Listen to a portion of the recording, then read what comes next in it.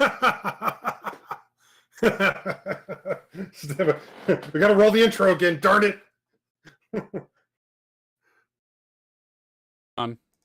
Hang on. All right.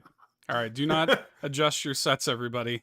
I for some reason OBS forgot my mic, but hi, that's right, everybody. We're here with another episode of All In, a Nintendo podcast, the weekly Nintendo variety show where each and every week no shell is left unturned and no point is left unearned. We are happy to be hanging out with y'all live on youtube.com/allinpodcast. Yes. My mic works now. You can all hear me now. Hi, everybody who's hanging out with us. His mic works, and I promise the connection will not be interrupted this time. It's all good. We're all good tonight. We're happy to be here. We've got a lot to talk about. But you know what we have to do first before we get into any of that, Eric? You know what has to happen first. Yes, I know what has to happen, Seth. The patron shoutouts. The patron shoutouts. We need to thank the amazing people who support us over at patreon.com/allinpodcast. We thank each and every one of you, especially our Golden Banana and Triforce tier supporters who get shouted out each and every week here on the show. Let's start off with our Golden Banana bunch: Rob Yapel, Third Strongest Mole, Shano Baggins Ashton, Tim A, aka NeoPrime33, aka Nintendo Dad number 4, Matt Shy Guy City Murray, Drew Agnew, Phelan Ward, Bill Tucker, Marcus O'Neill, Liam D, Solo Something, and Bowza. Thank you very much to our Golden Banana bunch. But Eric, let's talk about our Triforce tier supporters. We want to thank Josh Vaughn, the godfather of Tingle Love Tuesday, John Datfast Cummins of the Retrologic podcast, as well as On Topic Retro, the Globetrotting Jet Settin' Nintendo Hub and Sparky from the Nintendo Hub right here on YouTube, Adam Caparello of the Retro Groove podcast, as well as the Octorock 1982 YouTube channel, Shy Guy, the other half of our Shy Guy mod squad, Danny Linahosa, Dan and Luma, and the legend himself, the man that this Valentine's Day, I would say that I share a deep love for, Uncle Randy. I love Uncle Randy too. Love you very much, Uncle Randy. Thank you very much for your continued love and support, everybody. You're all awesome. And True story. Yeah, man.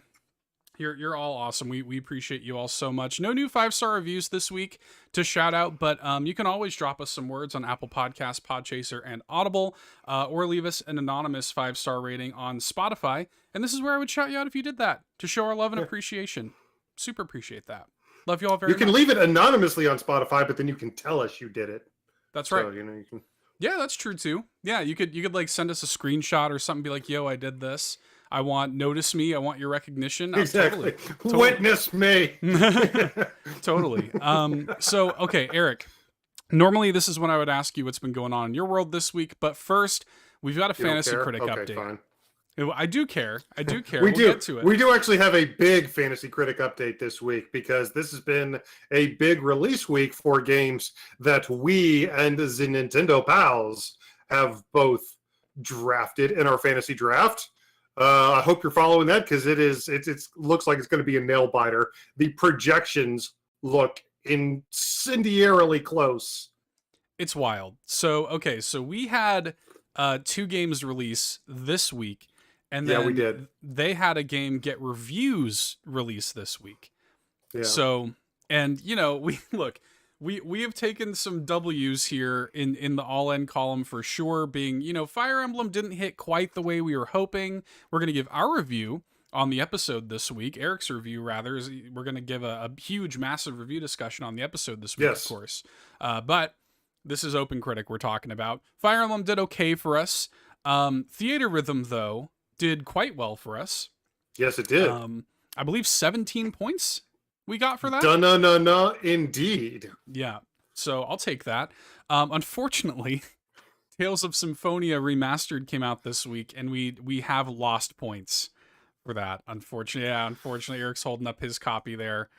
The reviews for that have not been strong, unfortunately, and we were hoping. It's been weird, and this is yet another reason why we don't numerically score games when we review them, because the general consensus around Tales of Symphonia right now is, hey, it's still one of the greatest RPGs of all time, but as a remake or remaster even, it barely even qualifies. Like, they made it widescreen and they updated the resolution, but that's kind of about it, apparently. So I'm going to find out for myself. This was a game that I never got to play on the GameCube, so I'm actually still very excited to have that first experience with this all-time classic. Yeah. And then they had Octopath Traveler 2 reviews come out. Of course, we don't need to talk about that. We don't need to talk about that. We don't Probably need to not talk that good about that. anyway. We still got a week. Comes out a week from today as we're recording this news roundup, so there's still plenty of time. There's still for it to get review bombed. For it to get review bombed. Exactly. We will see. We will see what happens, man. But we will. With that Fantasy Critic update out of the way, sir, what has been going on in your world this week?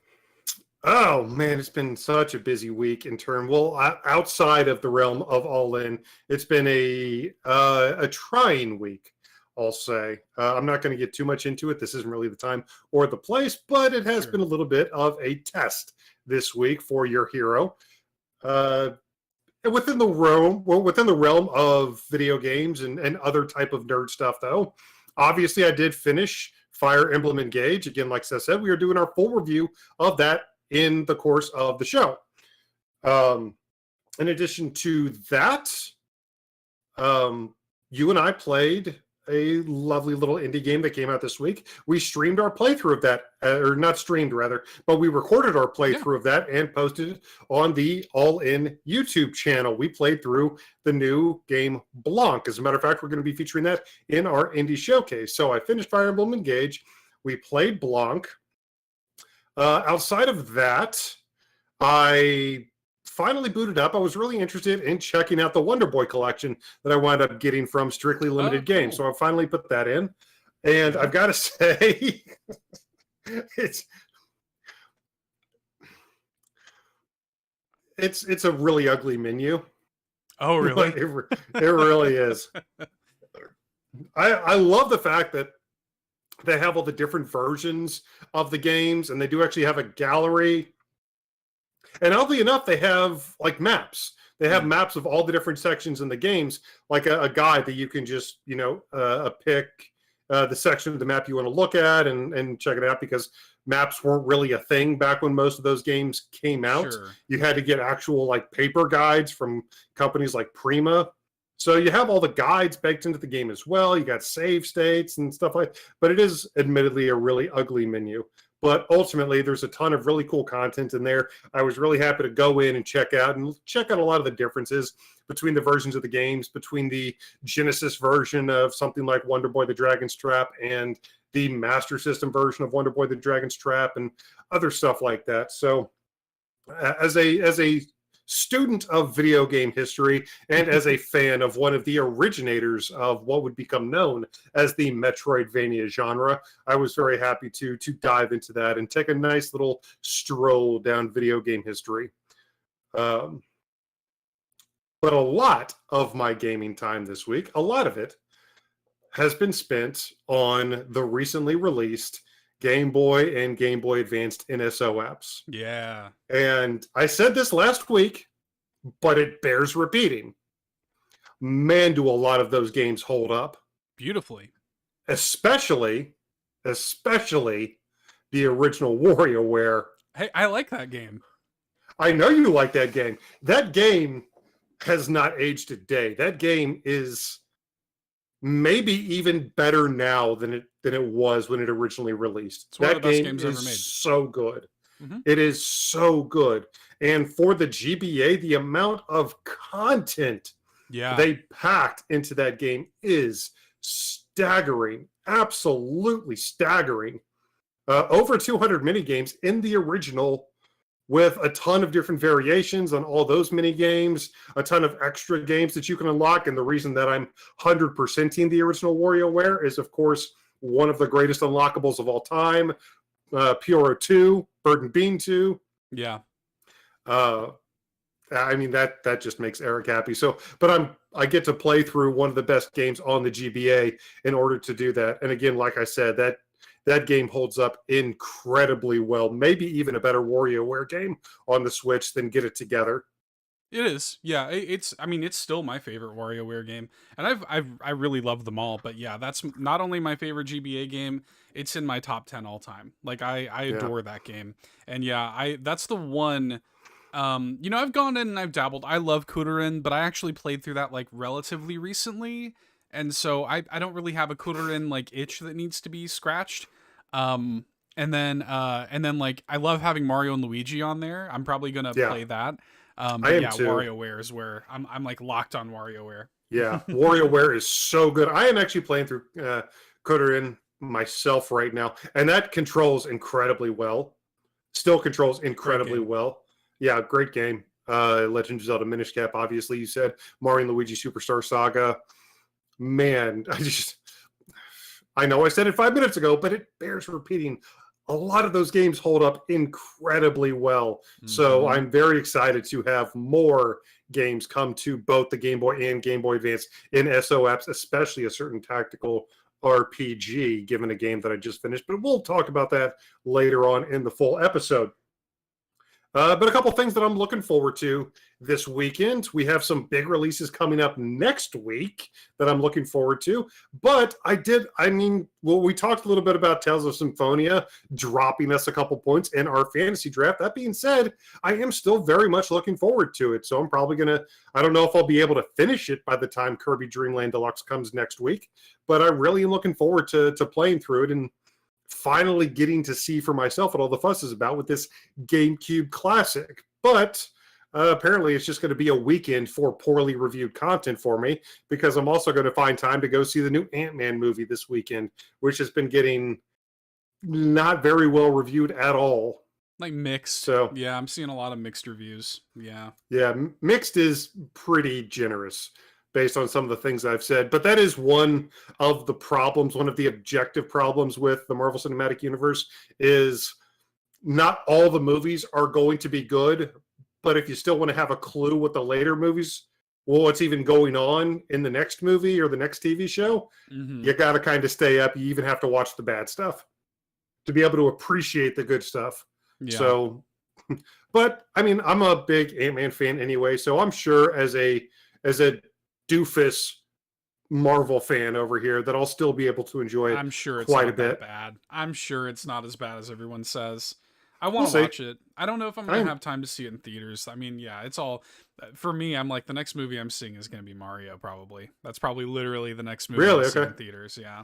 Yeah. So, we'll Well, see. there's definitely a couple movies coming up that I'm very much looking forward to seeing. The Mario Brothers movie is one of them. We will talk about another one here very shortly. But before we do that, sir, I don't really get to say this, but what's been going on in your world this week? Yeah, Bowser in the chat here says critic reviews aren't good, but regular people seem to like it. Yeah, that's a good way of putting it. What's been going on in my world? Okay, so I took last weekend off, as you know, and as people in our community know. I was like, I'm not going to do any content. I did wind up doing a little bit of content, but for the most part, I was good. For the most part, I behaved myself, and I just kind of took a couple of like mental health days, which were much needed. Had a rough week last week, and it was like, let's just kind of sit back. And I found myself, I was kind of like feeling like a lost puppy a little bit. I was kind of just like, I didn't know what to do with myself. And I don't know how to relax, you know? And so I'm like, I want like something to really kind of sink my teeth into this weekend. And what I wound up doing, because I'm an idiot, I wound up double dipping on Metroid Prime Remastered. I picked it up. Hey, does it make you happy? It does, yeah. That was my There you thing. go. I was like, I'm gonna, you know what? Like, it's fine. This is worth it. Everything that I've heard. It's like an incredible remaster. And this is the perfect game for this kind of weekend slot. I want to get it Yeah. in before Kirby and everything else, and Theater Rhythm just came out, so I really wanted to sort of fit this in. I haven't finished it yet, but I have gotten very far. I wound up putting like 11 hours into it over the course of the weekend. Um, Nice. and And it this is isn't your just as first good. playthrough. No. And you could get through it faster, but I have. It feels really fresh to me because I haven't played it in years. I mean, it's been a decade plus probably since I've played this game. So it is kind of like I'm remembering shades mostly from like the beginning kind of areas, but Mhm. but it is really nice to sort of get back into the saddle, and it is as great a remaster as everybody says. It is one of the best remaster treatments I've ever seen. Like beautiful, It is genuinely one of the best looking games on Switch. It runs flawlessly. The control methods they have on offer are great. Getting to play it with like pointer controls if you want to, with gyro, even a mix of controller and gyro a la Splatoon. You can even do that, which is great. And like the game holds up beautifully because just the atmosphere of it, the way everything runs so smoothly. I will say, I'm going to be very interested. I haven't talked to anybody yet who is playing this for the first time. I know that there are going to be people like that. But I'm really, really curious how the modern gamer will find this game, because it has a lot of, like there's no fast travel to speak of at all. Not even like Metroid Dread style where you hop on like a subway or whatever she's doing in there. Yeah. There's none of that. You're hoofing it everywhere, which I actually really like because you get to know the world really well. So much of that game is kind of understanding your environment and absorbing the atmosphere. And then there's no autosave whatsoever.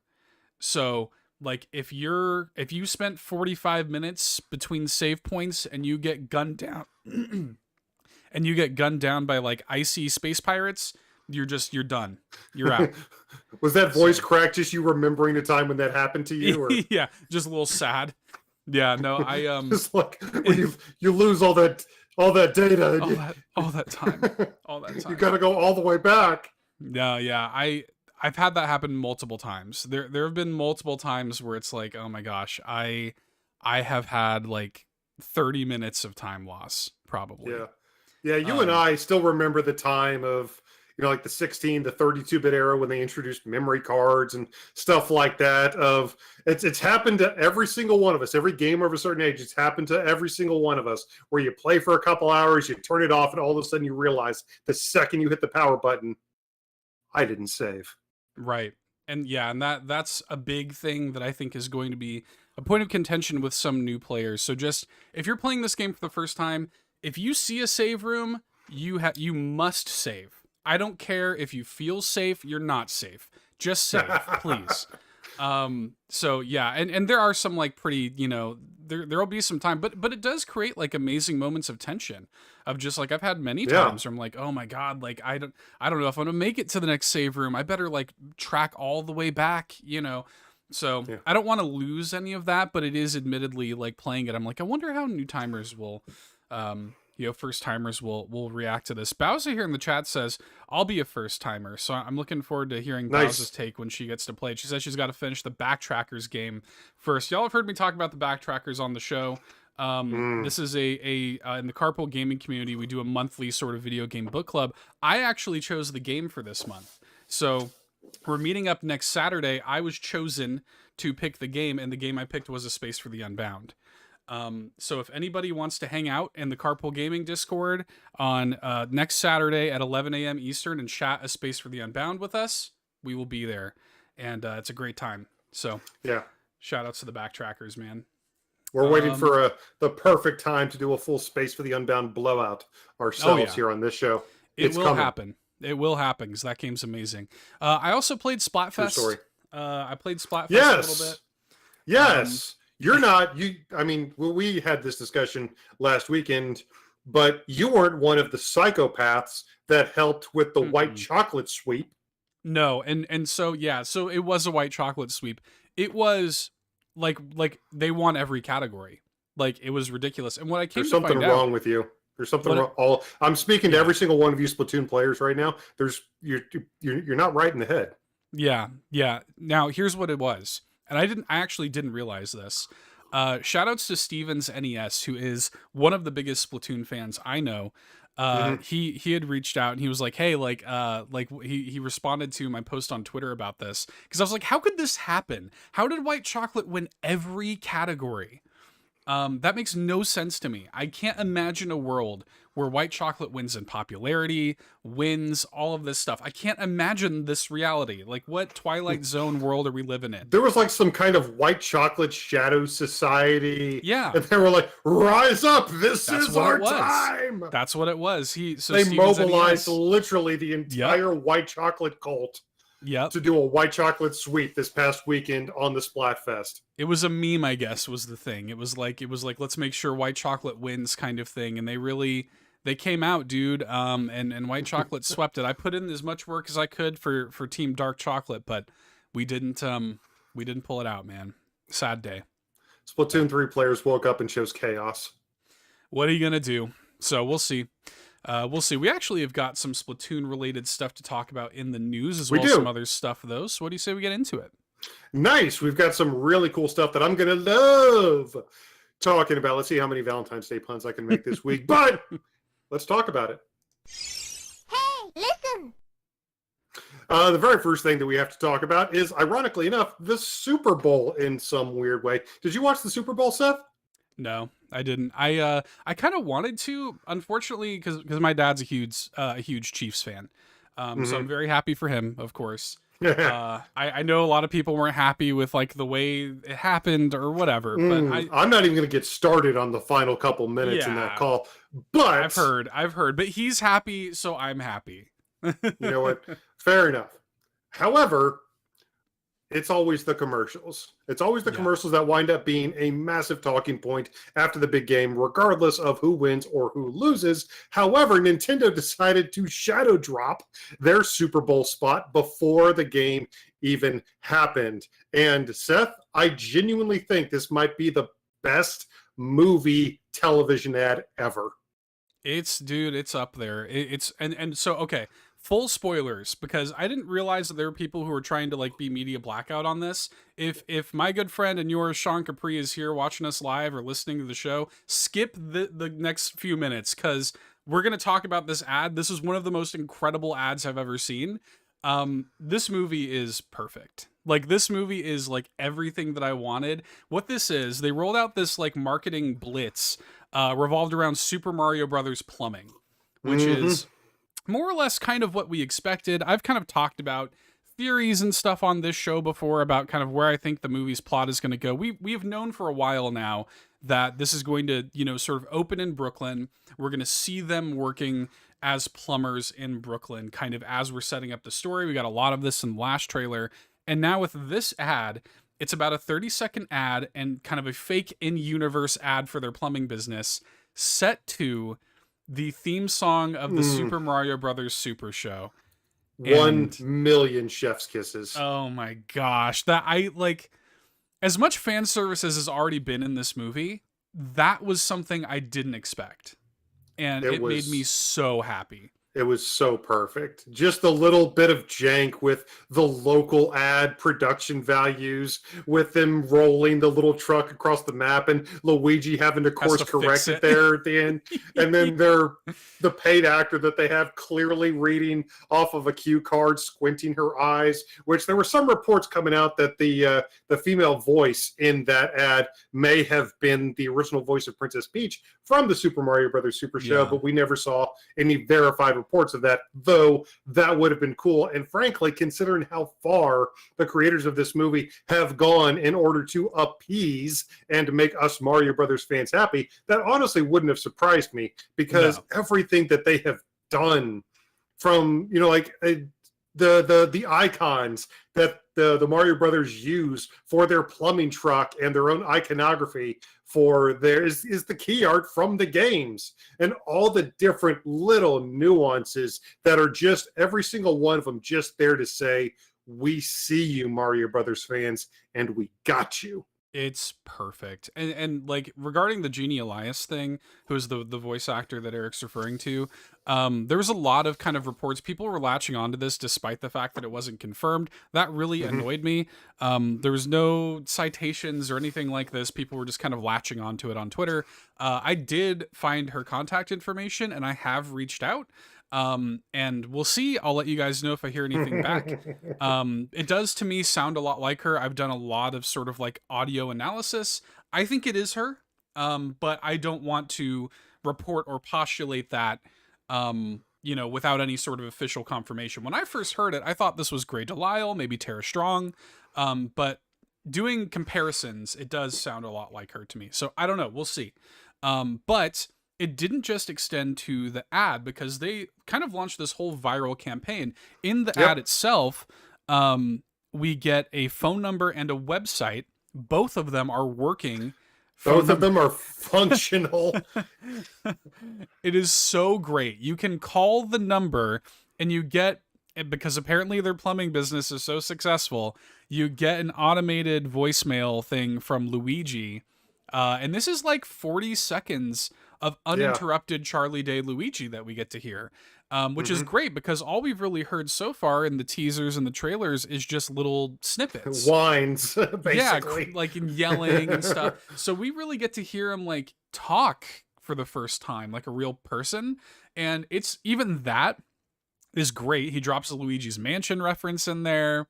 And I love what he's doing with the voice. Like, I think he's crushing it. Like, he puts a little bit of an accent on it. And yeah, it's really great.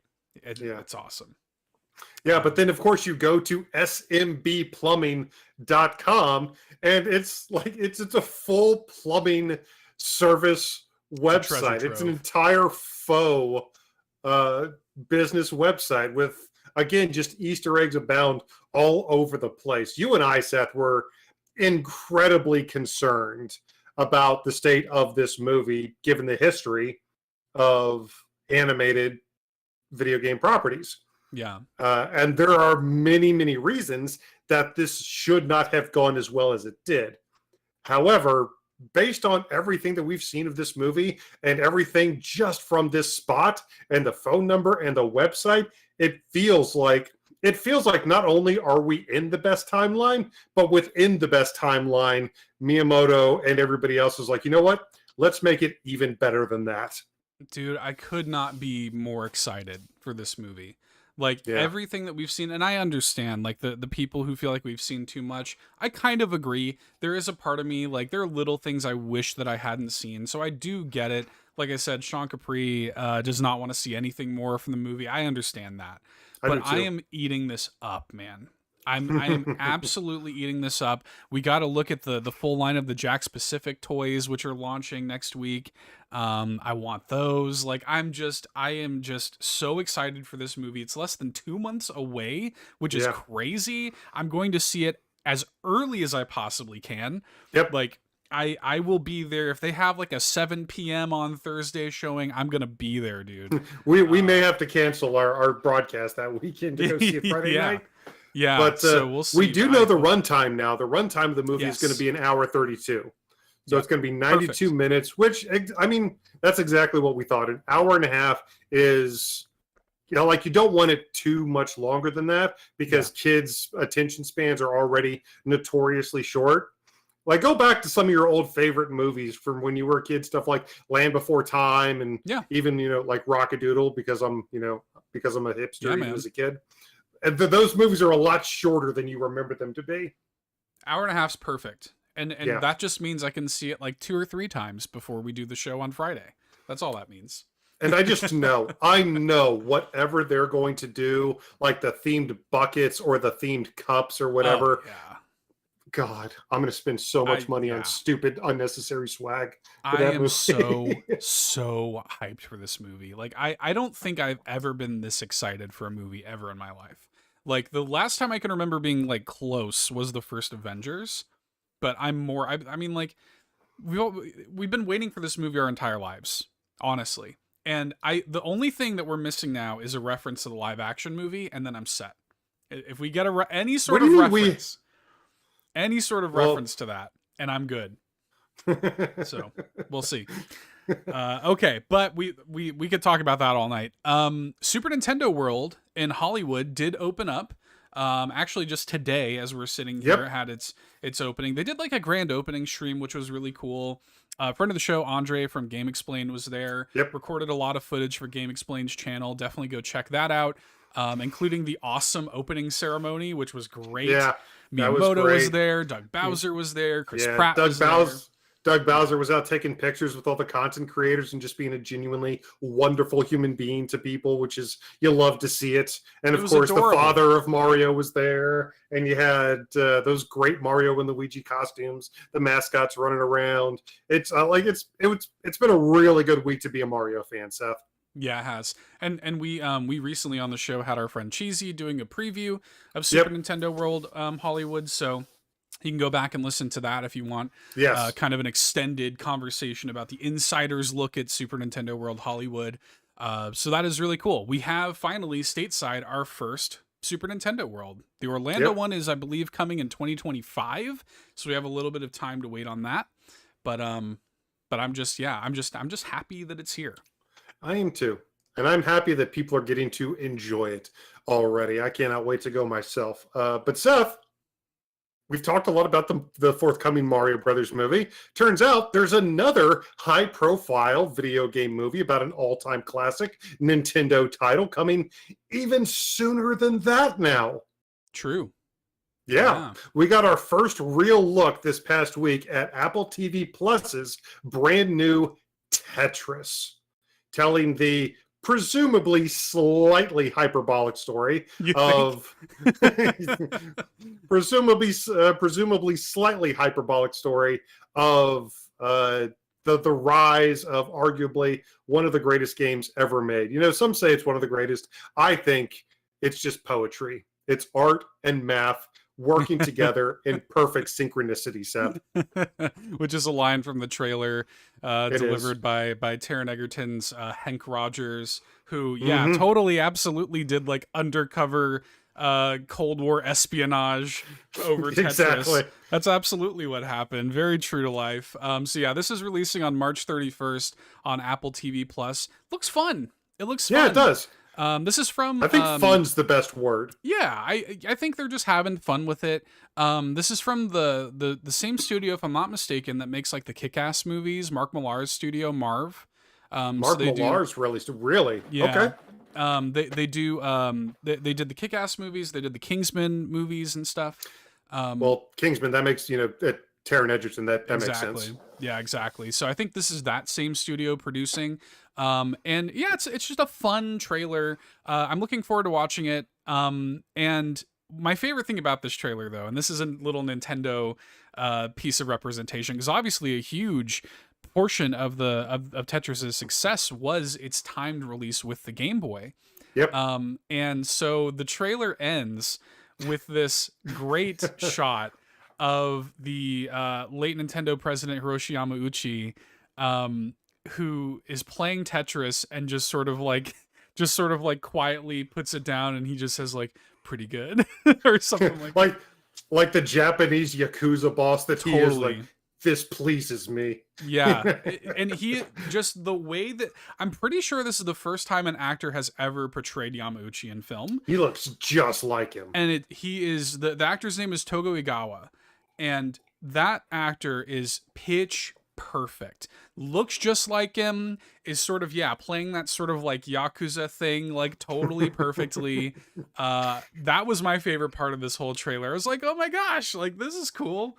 Yeah, Drewby here, Drew Agnew here in the YouTube chat. Good that more people will learn how Tetris came to be.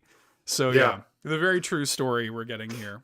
So, and I do love, speaking of Nintendo, there's another part of the trailer where like only 10 people in the entire world have seen this, and then they unveil this little piece of circuitry. It's like, Boy. The Game Boy. I can't wait to see this movie. Very, very fun. It's gonna be so much fun. Like I said, coming to Apple TV Plus March 31st. I didn't realize that. Apparently, I have an Apple TV Plus account on my phone or something.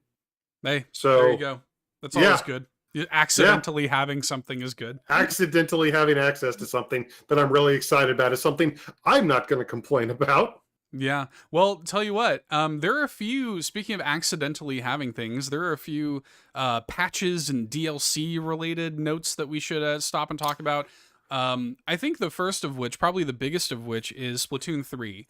Yes. And we talked about this as it related to the Nintendo Direct last week. We got a look at the expansion pass for the game with the weird like Inkopolis thing. Yep. Okay.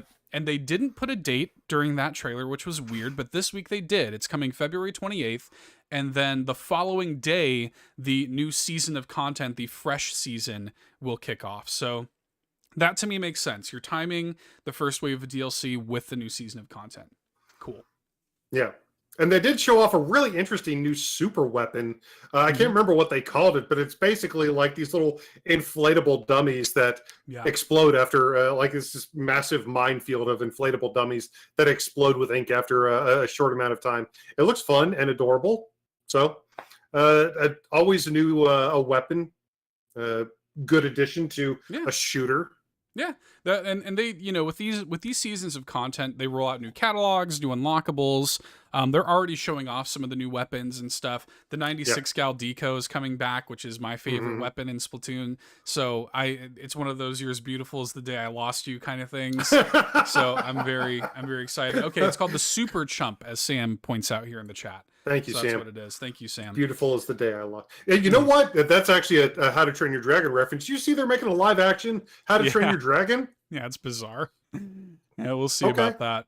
But so we have that coming. We got we got the release date rather of the awesome free DLC for Power Wash Simulator. Yes. So the Final Fantasy VII Rebirth Reunion DLC coming to Power Wash Simulator.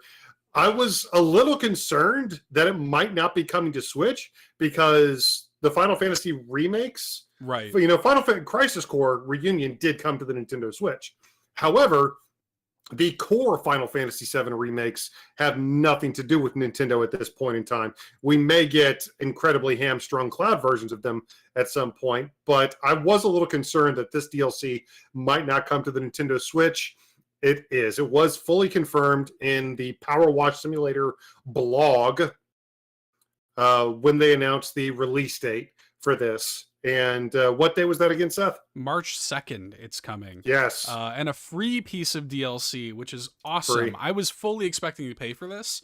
And so this is a very nice surprise. Shout outs to our friend Locklith here in the chat, who says, "Can't hear y'all since we're out to dinner, but coming in to give a like and good vibes." Huge shout outs to Locklith. I want to give a huge congratulations to her. Yes. Just hit 1,000 subs on YouTube. So just all the love in the world to Locklith, one of my favorite people. She's awesome, and finally hitting that partner status. Awesome to see. So good for you. But yeah, Power Wash Simulator free DLC March 2nd. We're gonna be power washing Cloud's bike and the Scorpion power wash tank, the Buster Sword and the Guard Scorpion and the Seventh Heaven, Tifa's bar. Oh, it's going to be so cool. It's going to be so cool. Man. And I've been playing. I actually played a little bit more of Power Wash Simulator this week. Got to do a helicopter, and somebody like egged the mayor's manners. So I got to do that. So it's Locklith. You'd actually really like Power Wash Simulator. You ought to check that out. She can't hear us. She's at dinner. I know, but psychically. Later. Psychically. Yeah. Well, another exciting update that we're getting is at the end of the month, we're getting a new patch for Pokemon Scarlet and Violet, the 1.2.0 patch. And this seems to be at least somewhat minor. I know it's fixing a lot of the bugs that a lot of people were experiencing in the Terra raid battles. They're also adding some functionality to the boxes. But they did continue to stress kind of in the fine print that work on the game will continue and that further patches are forthcoming. So I know that you had experienced a lot of these bugs in the Terra raid battles, and you're somebody who plays a lot of this game. So this is good news, and it's good that we're finally starting to see this, but this is not like the big performance patch that people have been waiting on. It seems like we're still just sort of trudging along.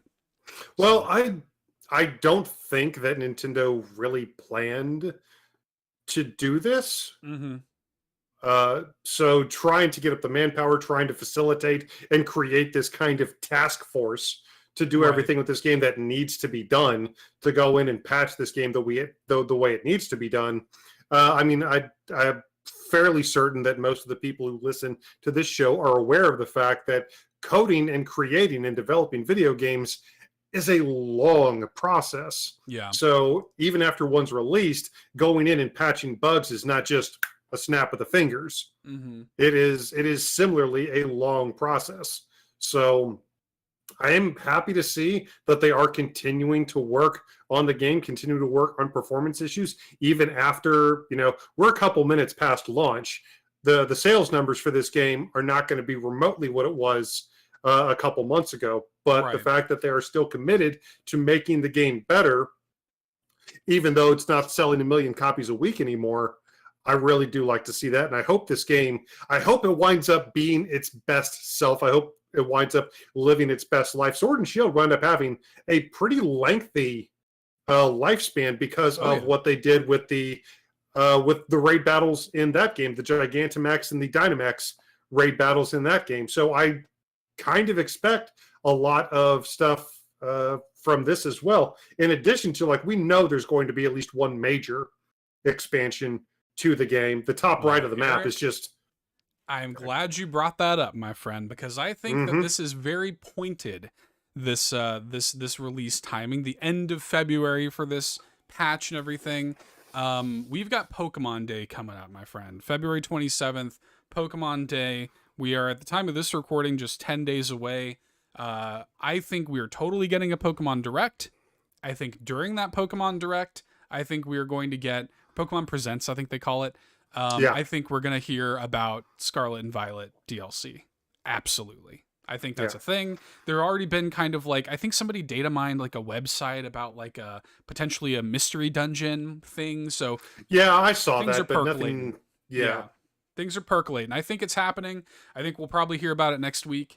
And I think Scarlet and Violet DLC will be announced there. I think they want to get people stoked about Scarlet and Violet again, maybe sell 20 million more copies. It very well could. I mean, you and I loved the DLC for Sword and Shield. Isle of Armor, Crown Tundra, they were fantastic expansions. And I am glad that they're working on the game to gear up for the major content update for the game. I'm sure, I think doing that is a nice olive branch for people who may have been a little trepidatious about coming back for that big content update. It's a nice way to say, hey guys, come on back. We promise it's going to run better than when you played. For those people who have those concerns about the game, I still have a ton of fun with it. Catching Pokemon in the open world. Yeah, objective issues. Yes, it absolutely has them, but it's still undeniably a ton of fun. Yeah. Undeniably. It's so fun. And you know what? Maybe it'll be a No Man's Sky type of situation where after a couple of years, everyone will go back and say, you know what? The state the game's at now we can say it's one of the best of all time. I hope so. Well, we'll see what happens to Pokemon in the future. Let's hit this. We don't really need to belabor this. We've reported this on the show in the past, but I did want to just take a quick pit stop and talk about Saudi Arabia. Because this, I know it's a very weird sentence to say on a Nintendo show, but Saudi Arabia's private investment fund did increase their stake in Nintendo basically 2 times just this week. They initially, I think as of January, had a 5.01% stake. They increased it twice this week. Now their stake in Nintendo is 8.26. And according to Bloomberg's data, this puts the PIF, their private investment fund, holding ahead of Japan's government pension investment fund stake in Nintendo, meaning that Saudi Arabia's shareholding is only second to Nintendo's own shareholding in their own company. Saudi Arabia has a massive stake in Nintendo right now. So, yeah. They have controlling ownership of SNK at this point, and that hasn't really seemed to come into play too much. So it's very clear that Saudi Arabia is trying to acquire as much of the company as possible. I don't know if they're actually trying to eventually get controlling interest or if they're just buying Nintendo stock because they know Nintendo's going to make them a ton of money. Yeah. I think that's it. I think it's an investment thing. And it is a smart investment, but when you see that much of an investment from that kind of investor, you can't help but have a couple red flags raised. That's exactly what it is, right? Because let's make no mistake, for anybody who isn't aware and anybody who might think politically, morally, or whatever, why do I care if Saudi Arabia has such a big stake in Nintendo? Well, there's a lot of sort of moral juxtaposition happening over there. Some things that I would like to imagine a lot of people don't agree with, such as, assassinating a Washington Post journalist. Among many other human rights violations. Yeah. Yeah. It's not a great look, and they now have almost 10% of Nintendo, which is crazy. And I've seen a lot of people online being like, well, can't Nintendo just like not let them? And the answer is no. It's a publicly traded company. Nintendo has no control over that whatsoever. If they got the money. Yeah. That's like saying you're not going to allow somebody to buy your product from a store. You have no control over who buys your product. You have no control over who buys your stock. Once you put the stock out there, there's a reason they call it publicly traded companies. Yeah. So Nintendo can't do anything about it. And Saudi Arabia has a very, very large amount of stake in this company, which is concerning. And we'll see. I don't expect that it's going to have any sort of like bearing on their games, but I do wonder what it's going to mean to other investors to sort of be rubbing elbows with something like Saudi Arabia's PIF. I don't know. We'll see. It's just something, again, I didn't want to like stick on it for too long. We've talked about this in more detail in the past, and we'll keep everybody sort of updated as this kind of stuff develops. But it was worth notating, since they did increase that stake twice in just a week, it was worth, stopping for a second. So yuck. Okay, well let's end though with some nice stuff here, because yes, please. I've got some good news for everybody. In just a couple of days now, on the 20th, there is going to be a new rollout, a new free game trial for NSO subscribers, which was announced. And as Drew Agnew points out, they have invested a lot more in other gaming companies too, so it's not just Nintendo. I just spoke about SNK. Totally, but also Capcom, also EA, all kinds of people. So it's not just Nintendo. But NSO subscribers are going to have access to the full version of Katamari Damacy Reroll, which is an amazing game. It starts on the 20th, 10 a.m. Pacific time to the 26th. And if you like the game, if you pop in there and play it and decide you want to buy it, it's 85% off as well. Which I think is the biggest discount of these game trials that Nintendo has done. And they're definitely getting people geared up for We Love Katamari. Yes, in June. Can't wait. And it's a great game. Reroll was a great port. And I highly recommend, if you're an NSO subscriber, download it. It's a week-long full game trial. A week is more than enough time to get everything out of that game that you want to get out of it. It is. Yeah, it definitely is. And even still, like 85% off. I mean, you can get it for very cheap, Yeah. So highly recommend you check that out. But let's end as we always do by hitting some of these notable releases, shall we? Yeah, we certainly have a couple this week, don't we, Seth? We do. Some good stuff this week. Some good stuff this week. I will go ahead and admit that. But first, let's go ahead and let's go ahead and touch on a game that we've already talked about here a couple times. Blanc, the game that's going to be in our indie showcase. That released this past week on Valentine's Day, no less. It did. Yeah. Very pointed release date, I think. Yeah. We've had a lot of coverage on planned Blanc. Release date. Yeah, we have. Yeah. We have. So not only are we doing an indie showcase on the show this week, obviously, I released a video showcasing how the game plays in single player. Eric and I released a video where we both played through the entire thing in online co-op together. There's even a city escape short that's out there as well. We did escape from the city. Yeah, we did escape from the city. lots of all-in cross Blanc this week, and you'll hear much more about that a little bit later. I'm very excited about Theater Rhythm Final Bar Line coming out, which makes me very, very happy. Excited to dig into that. Tales of Symphonia. I do want to say real quick, Theater Rhythm Bar Line, it's been getting reviewed incredibly well. I am very interested to hear your take on it, because a lot of people just kind of think of it as a rhythm game, and that's just kind of it. But it's so much more than that, right? Oh yeah. Theater Rhythm is an RPG. Like, it is an actual honest-to-goodness rhythm RPG. You build parties, you level up, you assign skills, you have summons, you go on quests. It is not just a rhythm game with a Final Fantasy skin.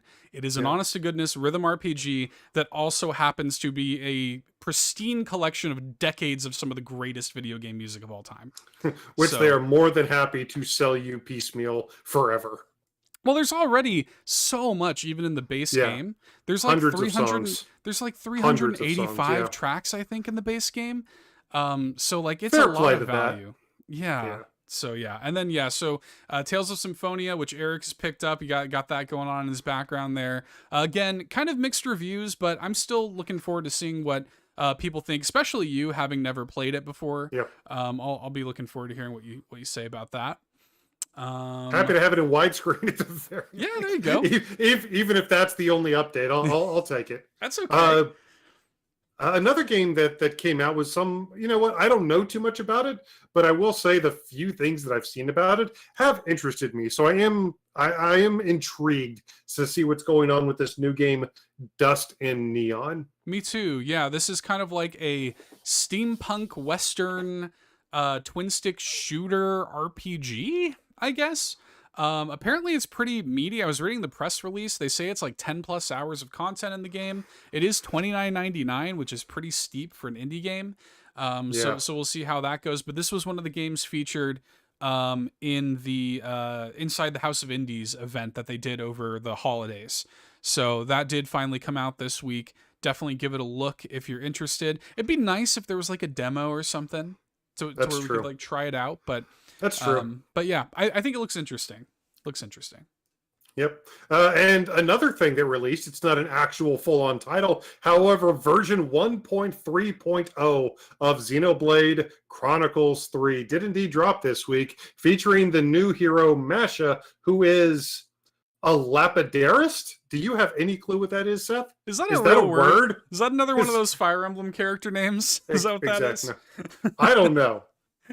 They introduced a new hero, Masha, and very notably, some little roguelike challenge battle elements, which I am interested to see how that works. Yeah. That looks cool. I think you and I are in the same boat. I'm gonna wait for it all to be out, and then I'll like have my moment with Xenoblade again. I'll come back. The ship will come back to the dock, and I'll plant myself in Xenoblade for a little bit longer. Ready for it to hurt us all over again. Exactly. I'm ready to be hurt again. I'm not there yet, but I am preparing myself to be hurt again whenever Wave 4 drops, and I'll just kind of play everything. But this does look really cool. And I think it was Solo something in the Discord had already played it, and he was singing its praises. He's like, this is a really cool drop. So very cool. Go figure. Xenoblade Chronicles content is good. Pretty good. Hot take. Good game. Yeah. But that's what is releasing or has released this past week. We'd love to know what you guys are up to this Valentine's Day weekend. Hopefully you're spending it with that special someone, maybe playing some co-op games. Let us know what you guys are up to this weekend. Reach out to us on Facebook at All In Podcast, on Twitter at All In Podcast. Come join our amazing community over on Discord. We've already shouted them out quite a bit in this show, and you should be a part of it. You should also make sure to like and follow our YouTube channel, which, if you're watching us right now, is a really, really easy thing to do. Just, go over, like, subscribe, hit the bell, do all that. Cool. Good. Thank you very much. In addition to that and all the content that we give you guys each and every week, we also have a Patreon. Yes, patreon.com/allinpodcast. We've got a lot of amazing people that support us there already. You can join their ranks. We've got 3 amazing tiers of support. Things like exclusive podcasts, discounts on our merch, of course, shout outs here on the podcast. So all kinds of cool stuff, early access to content, all kinds of stuff going on over there. Be sure to check that out. Patreon.com/allinpodcast. And I mentioned the merch. We do have merch. bit.ly/allinmerch. Eric's holding up that All In mug. Makes your coffee taste better. The All In mug. Definitely pick that up. We got shirts. We got stickers. All kinds of stuff going on over there. But if you don't have any bones to throw our way, that's okay. You can support us also completely for free by dropping some words on Apple Podcasts, Podchaser, and Audible. You can leave us 5-star written reviews that I will shout out here on the show, and on Spotify, you can leave us an anonymous 5-star rating. And hey, like Eric said earlier, if you wanna just like screenshot it or something, call us out. If you don't like that anonymity, let us know. We got you. Make yourself known, man. We got you. We really, really appreciate that support. It helps. It's very easy, very free, and it really does help so much to get this show in front of the people that need to hear it. Yes, and we've already talked a little bit about the types of love, pragma and stored and stuff like that. But there's also Well, there's another type of love, the love that we have for all of you. And we're just going to go ahead and call that all in. Yeah. Allenia. Sure. Exactly. Why not? All in. Yeah. And It's we as have real- that type of love. it's as real as all the other Yeah. made up words. But, all joking aside, genuinely, guys, thank you guys so much for coming and hanging out with us each and every week, for becoming patrons, for dropping words, for sharing this, crazy little passion project that we've had going for the past couple of years. Thank you guys so much for all of your support, genuinely from the bottom of our hearts. Namaste. Namaste, folks. That's the news, everybody. Thank you all so much for coming out. We had a lively chat tonight, man. Sam was here, Drew was here, Lockleth, Bowza. Nice. You guys are awesome, man. Thanks Always for coming good to out. see people having a good time. Good people having a good time makes Eric happy. That makes me happy too. We love and appreciate you guys. Anybody who's watching this either after the fact on YouTube or live right now, lurking, I want to let you guys know that this is just a portion of the full podcast that goes live tomorrow. On all of your podcast feeds. Links to that are always in the video description. If you want to check us out, we're a weekly Nintendo variety show. We're going to be counting down the top 5 indie game love stories on the Switch. We're doing a full indie showcase on Blanc, kind of breaking that down. Saw some good chatter between Drew and Bowza in the chat. And I get to helm a full review of the brand new tactical RPG Fire Emblem Engage, Nintendo's first big major release of 2023. And you're going to get to hear our full thoughts on the game tomorrow when a brand new episode of All In hits that glorious podcast feed. I'm here to tell y'all, Eric did a great job on that review. He crushed it. I did my homework. I knew I had to. He crushed it. It's a great review discussion. It's going to be a great episode. We hope to see y'all there. So, hey, before you take off, if you would, like the stream, give us that sub if you haven't already. And, yeah, we will see y'all next time. We love you very much. Have a great weekend.